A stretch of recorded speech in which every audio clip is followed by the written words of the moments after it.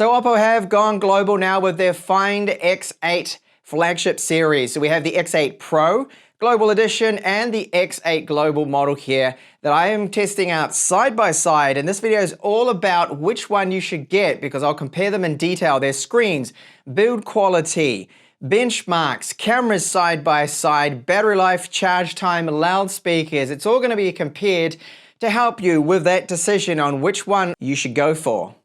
And what does OPPO include? So very good, we get a TPU case for both of our models. A lot of brands don't even bother. They want you to buy that separately so they can make a bit more money. Our SuperVOOC charger, that's 80 watts, the Type A to Type C cable for that.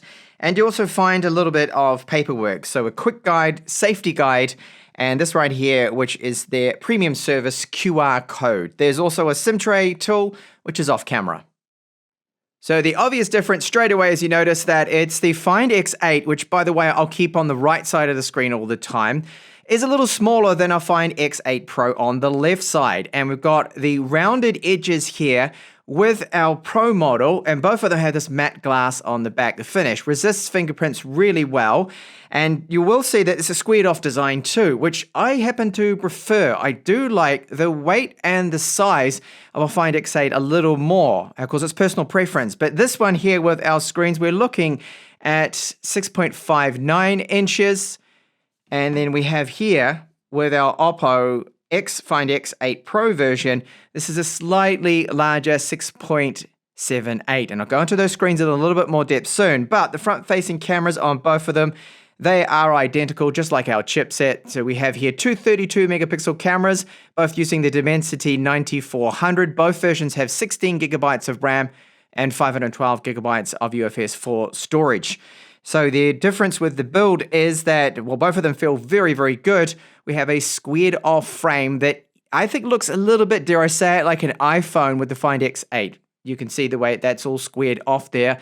But the smaller size, I do happen to like a little bit better, being that 6.59 inches. It's just a little more comfortable. So thickness-wise, slightly thinner too. This comes in at 7.9 millimeters versus here 8.2. So barely any difference in it. And then the weight as well, 193 grams with the Find X8 versus here 215. Now, that kind of difference, yeah, very hard to actually distinguish that difference when you're holding both of them, but great build quality. So up the top, both of them have the same. They've got IR transmitters, microphones here, antenna lines. Down the bottom, we've got our Type-C ports that support video out, and we have nano SIMs on both of them. So dual nano SIM support, no micro SD card support, and we've got the dual loudspeakers. And I like this great. Build quality on both is excellent. We have our alert slider. Still, they're keeping that, which is great. So you can easily flick it into vibrate mode or just the general mode, or completely mute both of those phones. And here we have our buttons on the right-hand side, and they have a good feel, both of them. Now, I can easily get to them, well, a little bit easier, I think, here with the smaller X8 version. Now, the fingerprint readers, a minor complaint from me, I really wish the location was about here, would be a bit more comfortable, but OPPO put it down the bottom here, and both of them are optical. They really are about the exact same when it comes to the speed of those fingerprint readers. So the location could be a bit better with them. Now, the Pro model has a camera button. It's capacitive, touch sensitive. This is something the non-Pro does not have. So that's a feature that you really do want to have. Then it's the one to go for because it's got that. Now, when I press on that, you can double tap there to open the camera, and that will now launch. And you'll see that I can use here my index finger to control the zoom here. So the zoom to go to the ultra wide camera to start to zoom in and use our different zoom cameras, and then press to take a photo. You've got to press down a little hard there. It takes a while to get used to, and honestly, I don't think this implementation is really the best. I think this button should have been here, and I would have preferred a two-stage hardware style button and not the touch sensitive capacitive. That's just one thing. And then the big difference with the rear cameras is that we have the extra camera with our Pro models. That's a 3 times optical on both, but you get the 6 times optical with the X8 Pro, and they have 50 megapixel cameras for the main camera. There's a slight difference with the main camera too as well with the Pro model. Slightly better because that has a brighter aperture. This is f1.6 versus the non-Pro's f1.8. And it's 23 millimeters versus 24 optical image stabilization on both of them. And then we have the ultra wides, which are the 50 megapixels. I'll go over those differences, what I've seen later in this comparison with the side-by-side test of the cameras. Over to our cameras. So 32 megapixels are the front-facing cameras with the Find X8 and the X8 Pro. So they are the same. You get 4K 60, 4K 30, which I'm currently shooting in, and overall good quality. I think the video is very good. Stability is great, electronic image stabilization. And really, if I compare the two, if we look at the Find X8 and the Find X8 Pro, quality-wise with the front-facing cameras, identical hardware, and I believe the software optimization is basically exactly the same with both of them. The main camera, which is now using optical and electronic image stabilization, I can take that up to a 2x digital, which still looks reasonably good.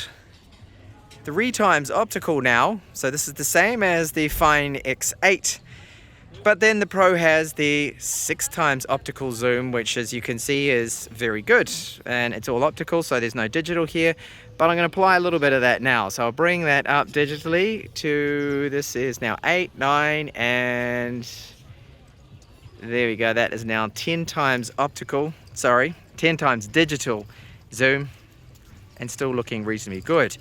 Back to our main 1x and the ultra wide. What it is lacking is, unlike other brands, there is no 8K option. We don't get that, unfortunately. No 8K 30 frames per second with the Find X8 and the X8 Pro. Onto the cameras, and you're not going to find a big difference between both of them. The portrait cameras are using the 3x optical zoom camera with optical image stabilization, and both look basically identical. Very good stitching. I really like what I'm seeing. Nice background blur. It will even pick up on individual strands of hair. It won't cut those out. So the portraits I find look really good with these phones. Now, macro shots look very good on both of them, and bright hibiscus red flowers and direct sunlight on both will clip the reds. It has a bit of trouble with that, but otherwise, between the main cameras and ultra wide, they are really all the same. Both of them are the same. But the big difference, of course, is our optical zoom camera of the X8 Pro. We've got that 6x dedicated optical zoom camera. So here on the right, I have the Find X8's 3x optical camera, but I've taken it up to 6x, and I've kept it at 6x with the X8 Pro. And you can see the difference is clearly noticeable. So if you take a lot of zoom shots, you really do want to go for the X8 Pro's 6x optical zoom, because there's a huge difference.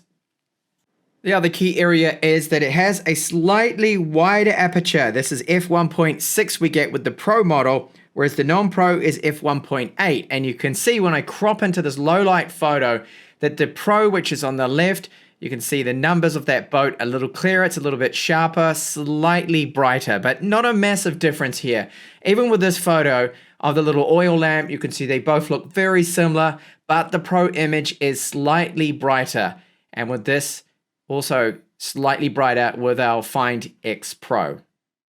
So both of the phones run Android 15 and, of course, ColorOS 15, which is their new version. Now, I find their performance is excellent. No lag whatsoever, not with this chipset. The Dimensity 9400, we've got the 16 gigabytes of RAM. I've not seen any stutters, animation lags, or experienced any bugs, which is excellent. And it's nothing you want to have with the phone. And the global versions, of course, global ROMs. We've got all of the languages that you would expect to have with Android 15.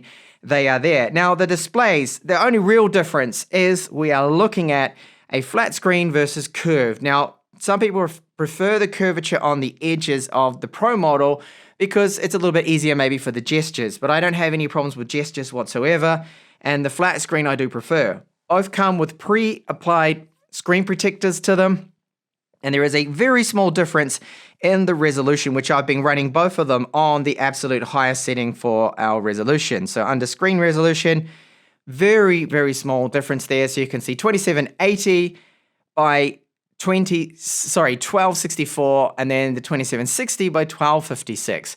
We're looking at then 460 ppi and 450 ppi. That's an indistinguishable difference. You cannot see the difference at all. And in direct sunlight, both fare equally. The brightnesses are the same. So we've got 800 nits typical brightness. I've measured just below that, around about 712, 722 on both of them. Slight difference there from the panels. And in the high brightness mode, in theory, both can get up to 1600 nits and a peak of 4500 nits with HDR content. But I haven't been able to measure this at all. But they fare very well in direct sunlight, both of these screens. They are top tier panels and you cannot go wrong with either of these. Now, when you first power on these phones, you will encounter a little bit of bloatware, okay? That's going to be present. You can see that there's TikTok, few apps in there, Facebook, LinkedIn, that you have to go through and uninstall that you probably won't even end up using. It took me about 10-15 minutes to clean them up. I really wish that OPPO with ColorOS would tone down on that a little. We do have a Widevine Level 1 cert, so no issues with Netflix in full HD, Amazon Prime Video, Disney Plus, all your streaming services, top resolution. Camera 2 API support is Level 3, so you can use third-party camera applications. The benchmarks here, now when it came to Geekbench, for some reason I got a very different score. Now I repeated this test 3 times and it would always come out for some reason that the smaller non-pro version would have a better score here. However, in Antutu, they are almost identical, which makes sense. Same RAM, same chipset, same operating system, same skin, and all of that. Basically, a lot of things are identical. Now, it did throttle a lot. The best I've seen this Dimensity 9400 do is almost 3 million points. So this is quite a bit less than what other brands like Vivo can do. Vivo X200 Pro got 2.9 million. Why is this a lot less? Well, the Vivo gets very hot, up to about 53 degrees. This doesn't. This thing is still cool. I measured like not even 40 degrees on the outside of the frame. It'll eventually get up to that, but after this test, it wasn't that warm at all. So we went up 6 degrees here and then 5.6. So that is not bad, but it does seem that their strategy is OPPO to throttle the phones a lot, keep those temperatures down, but still deliver very good performance. Internal storage, you can pause this if you want to see this in a bit more detail, but UFS 4.0, slightly faster on this model. I don't really know why, but that's just the NAD differences there with the flash and throttling test here. So this goes for 20 minutes. It loops. You can see, as we already saw with Antutu, that OPPO is throttling these phones quite a bit. So down to 57.8% with the non-pro. Pro version, 57.6% that the performance drops. But look at the best loop. They are very high scores, and then the lowest loop is still really good. But remember, bear in mind that the thermals on these, excellent. This phone does not really get that hot at all compared to the competition with the same chipset or the Snapdragon 8 Elite, which also gets very hot. So we have battery life on both of them that are almost identical. Now, I thought there would be a bigger advantage here because this has the larger battery. Now, it's silicon carbon batteries they're using in this. We've got 5,910 milliamp hours versus 5,630, yet the scores are almost identical. This should have gone for a bit longer, but I had the brightness on both of them set exactly the same, and it keeps looping the same exact test. So this means, end result, that you're going to get around 7.5 hours of on-screen time out of these phones, and most people will definitely make it through a full day. Charge time, excellent, around 45 minutes to charge both of them. Even though, again, this has a slightly larger battery, it only took 1 minute more. And this one was charged at 13%, that at 15% to 100. So overall, very good charge speeds, I think, considering it's only 80 watts. A lot of brands are using higher now, but SuperVOOC at 80, and it's also got 50 watt wireless charging, both of these versions. Now, when it comes to our loudspeakers and the haptics, I can't distinguish any difference between both of them. They feel exactly the same to me. So the sample track I'll play you is the same one, and you'll hear from this that the bass is all right, the mids are okay, there's a bit of treble in there too, and overall, they are good loudspeakers, and they are both the same. So it's not like one is better, not like the Pro has more powerful speakers than the non-Pro. No, they really are all the same. So here's that sample.